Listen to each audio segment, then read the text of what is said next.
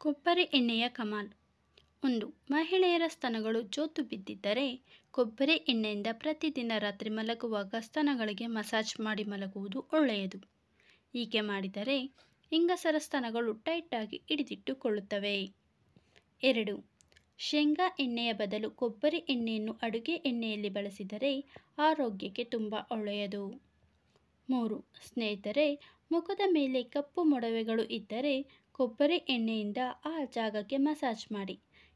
ಕೆಲವು ದಿನಗಳಲ್ಲಿ ನಿಮ್ಮ ಕಪ್ಪು ಕಲೆಗಳು ಮಾಯವಾಗುವುದರಲ್ಲಿ ಸಂದೇಹವಿಲ್ಲ.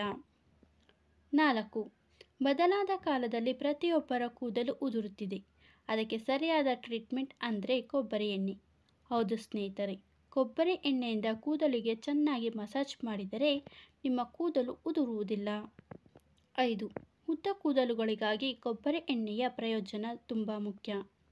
ಕೊಬ್ಬರಿ ಎಣ್ಣೆಯಿಂದ ಚೆನ್ನಾಗಿ ಕೂದಲಿನ ಬುಡಕ್ಕೆ ಮಸಾಜ್ ಮಾಡಿದರೆ ಕಪ್ಪು ಮತ್ತು ಉದ್ದನೆಯ ಕೂದಲು ಬೆಳೆಯುತ್ತವೆ. 6.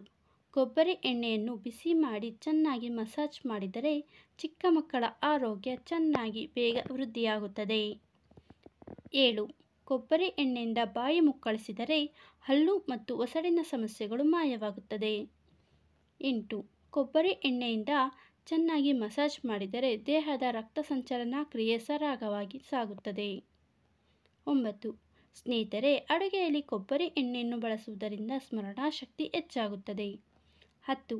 ಕೊಬ್ಬರಿ ಎಣ್ಣೆಯನ್ನು ಅಡುಗೆಯಲ್ಲಿ ಬಳಸುವುದರಿಂದ ರೋಗ ನಿರೋಧಕ ಶಕ್ತಿ ಮತ್ತು ಜೀರ್ಣಶಕ್ತಿ ವೃದ್ಧಿಯಾಗುತ್ತದೆ. ಸ್ನೇಹಿತರೆ, ಕೊಬ್ಬರಿ ಎಣ್ಣೆ ಆರೋಗ್ಯಕ್ಕೆ ತುಂಬ ಸೂಕ್ತ.